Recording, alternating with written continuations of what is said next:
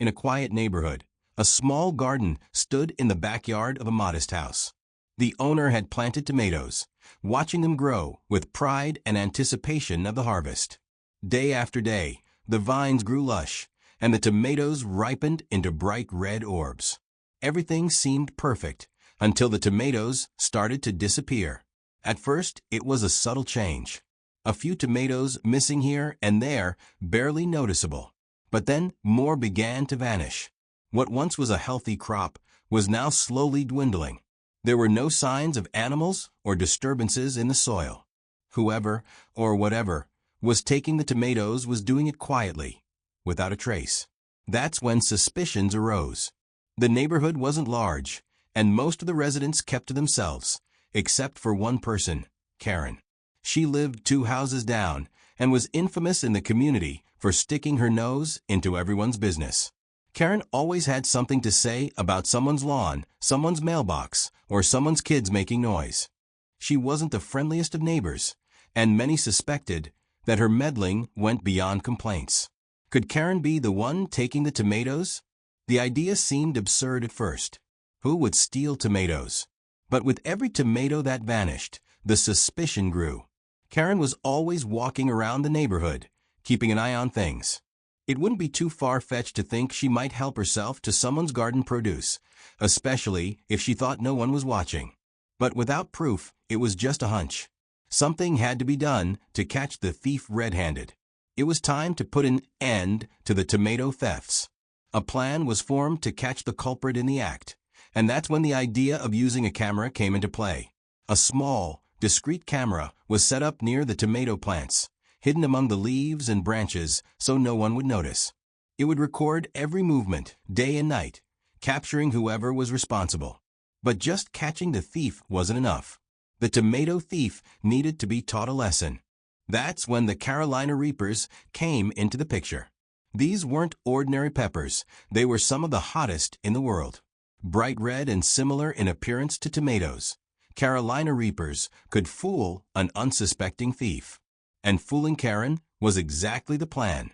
The Reapers were planted among the tomatoes, carefully arranged so they would blend in with the rest of the crop. From a distance, they looked just like regular tomatoes, but one bite would reveal their true fiery nature. With the camera in place and the Carolina Reapers ready to strike, all that was left to do was wait. The next few days were tense.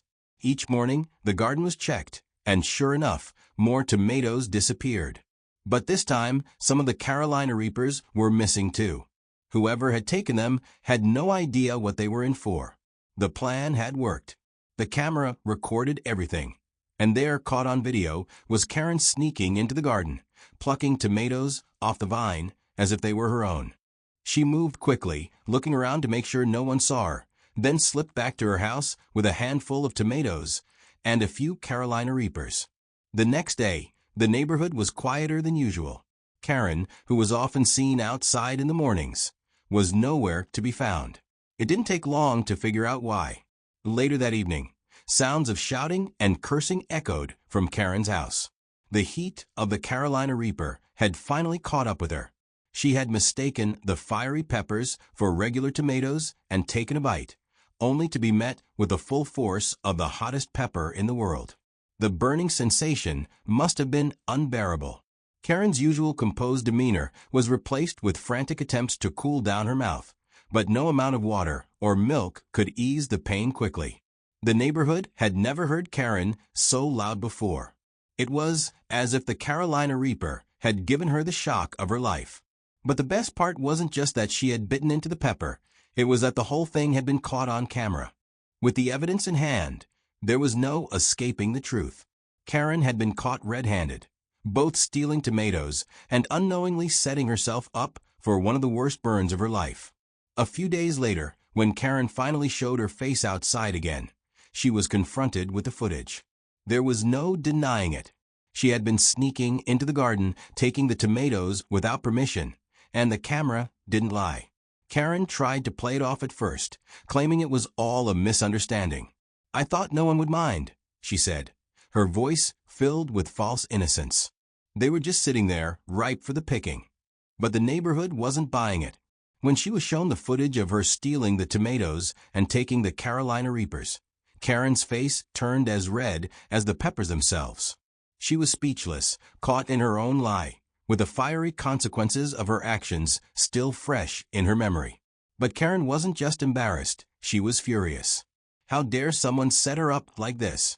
She demanded to know why anyone would plant such hot peppers next to the tomatoes. But it was clear to everyone that this was karma catching up with her.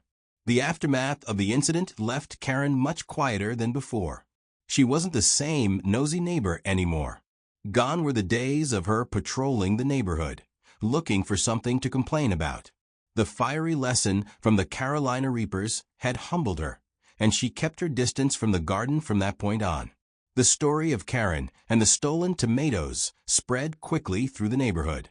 It became a legend among the neighbors, a tale of comeuppance that everyone loved to tell. Karen had always been the one causing trouble, but this time she had gotten a taste of her own medicine, literally. Neighbors began joking about the incident, referring to Karen as Tomato Thief or Reaper Karen. Though she didn't find the humor in it, the rest of the community enjoyed the fact that the once meddlesome neighbor had finally been put in her place. With Karen no longer sneaking into gardens, the neighborhood returned to its peaceful state. The tomatoes in the backyard grew without worry, and the Carolina Reapers remained untouched by anyone except those who knew what they were. Karen's days of meddling were over. Though she still lived in the neighborhood, her presence wasn't as noticeable anymore. She had learned a lesson the hard way, and it was one she wouldn't soon forget. The fiery burn of the Carolina Reapers was a constant reminder to her of what happens when you take what doesn't belong to you. After the incident, things began to change in the neighborhood. People started to feel more at ease, knowing that Karen was no longer watching their every move. Gardens flourished, children played without fear of complaints, and everyone felt a sense of relief. The lesson was clear. Sometimes justice comes in unexpected ways. And for Karen, that justice had come in the form of a Carolina Reaper, a pepper that would forever be linked to the day she learned to stop taking what wasn't hers. Karen wasn't someone who could easily let things go, and though she had been humiliated in front of the whole neighborhood, her resentment only grew stronger with time. Behind her quiet exterior, Karen was planning something she believed would turn the tables and restore her reputation. Weeks passed, and the neighborhood returned to its peaceful rhythm. The tomato garden flourished, and the story of Karen's downfall became a distant memory for most. But not for Karen. Late one night, Karen was spotted sneaking out of her house. She moved quickly, darting from shadow to shadow, clutching something in her hands.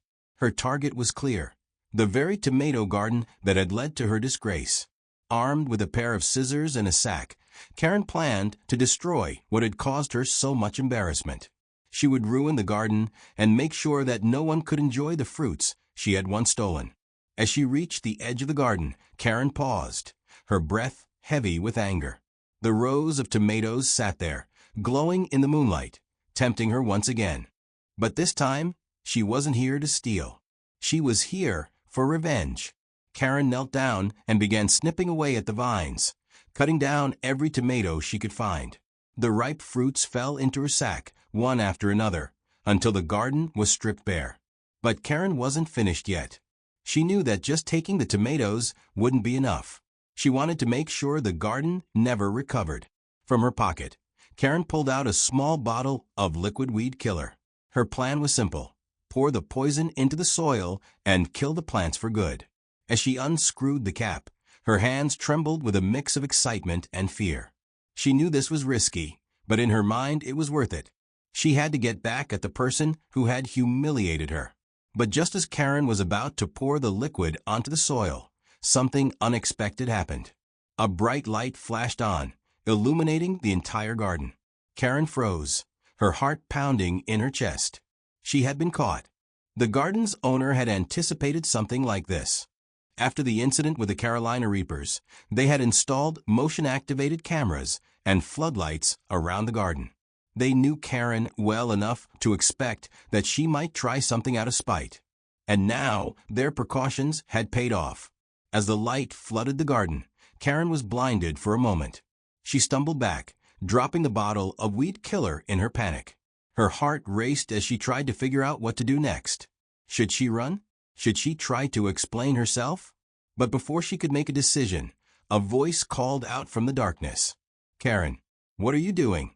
It was the garden's owner, standing at the edge of the yard, phone in hand, recording everything. Karen's face turned bright red as she struggled to come up with an excuse. I was just making sure the garden was okay," she stammered, clearly caught off guard by the confrontation. But the owner wasn't buying it. They stepped closer, holding up the phone to capture every detail of Karen's failed sabotage attempt. "You've been caught again, Karen," they said, their voice calm but firm. "First you steal the tomatoes, and now you're trying to destroy the garden. This is going to the Homeowners Association." Karen's heart sank. The Homeowners Association. If they found out about this, her already tarnished reputation would be completely destroyed. She'd be the talk of the entire community for months, maybe even years. Desperation filled her eyes as she pleaded, "Please, don't report this. I made a mistake. I'm sorry." But the damage had been done. The evidence was clear, and there was no way to undo what had already happened.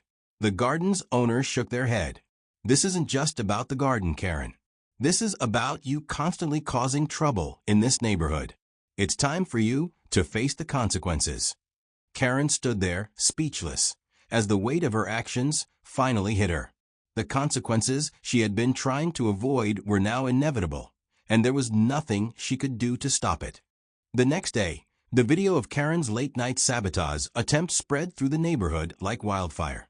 Everyone saw the footage of her sneaking around the garden, trying to destroy what she couldn't have. The Homeowners Association was informed, and an emergency meeting was called to discuss Karen's behavior. For the first time, the neighborhood had had enough.